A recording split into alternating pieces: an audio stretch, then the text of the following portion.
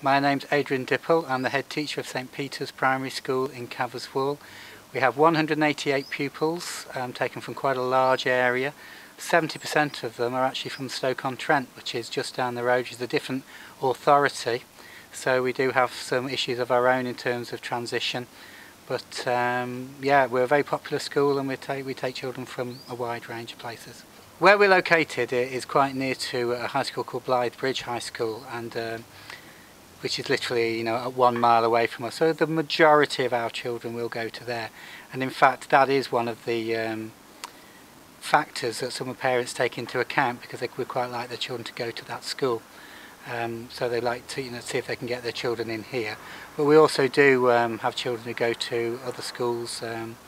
There's a Catholic high school in called Paisley, which is quite popular with parents, and also some of the high schools in Stoke, depending on where they live really.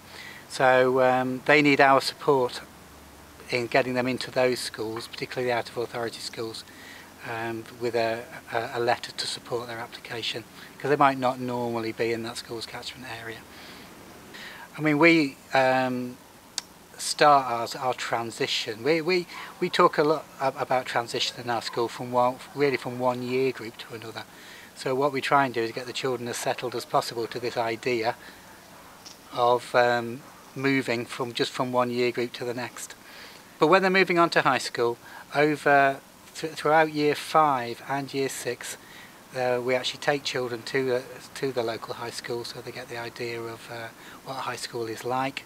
We also have visiting staff from the high school. They come in and introduce themselves. We also, with our partner schools in the area, we do a lot of work together, so they get the opportunity to mix with other children from other schools, so they could just get that idea. What we try and do in our school is get the children used to this idea that it's a big thing that's happening to them, but if they have the skills and the confidence so when they start at high school, it's not a big shock to them. There's all sorts of myths that the children they get told by their older brothers and sisters, or their kids that they know around where they live, about what's going to happen to them when they get to the high school, about their heads being flushed down the toilet, and it's all these sort of funny little things like that. And we talk about those, and we have a laugh about those. And actually, they can deal with those issues when they go on their half-day visits or their full-day visits, or when the teachers come down from the high school to talk through things like that. But they are nervous about what it's going to be like, because when they're in year 6, they're very comfortable here, and they've been given lots of responsibilities, and they feel very safe in this kind of environment, and they know all the staff, and they know everyone who helps them. But they're going to a place where they don't know those teachers anymore, and they're not going to be feel as important, because rather than being one of 28 or 30 children, they're going to be one of maybe 150 or 200, depending on the size of the year 7 cohort. So they're nervous about things like that. They're nervous about getting lost. They're nervous about their timetable. They're nervous about all the homework they think they're going to get. They're nervous about whether the work's going to be too hard. They worry about maybe being bullied by older children. Are they going to lose all their friends? Are they going to be able to gain new friends? Are they going to forget their timetable? It just goes on and on and on, the list of things that they worry about. But in our experience, it doesn't take long for them to get used to it, and they love to come back. And within maybe two or 3 days even of their first week at high school, we will have some children who come in to show us their uniform, to show us their timetables, and just to tell us how well they're getting on. And we certainly get lots of children coming back for years after they've left, just to tell us how they're getting on. So they keep in touch with us as well, which is nice. The process of filling in that application form can be quite a daunting thing. It's important that all the details are right, and you have to specify the choice of school that you want. Also, you may need to give reasons as to that, and that can be quite hard.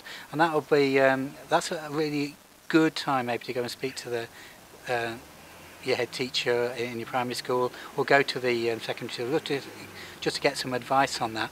Also speak to the local authority about it. They will help you with filling that form in.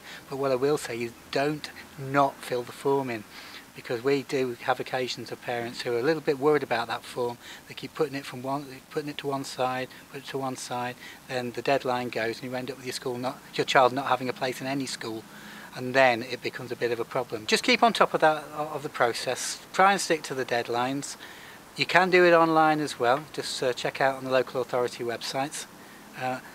Where my school is, I have to deal with Staffordshire and Stoke-on-Trent, so and different authorities do have slightly different processes, so just check it out. But as I say, if you do have any problems, ask someone. If there's any parents who are worried about this process, don't just worry about it, because it'll only get worse and worse in your mind. There are people you can talk to.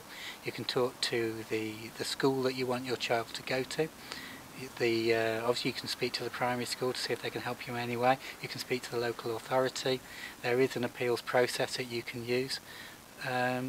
So don't let it become something that gets out of hand in your own mind. You know, there are lots of people who can help you and support you with that.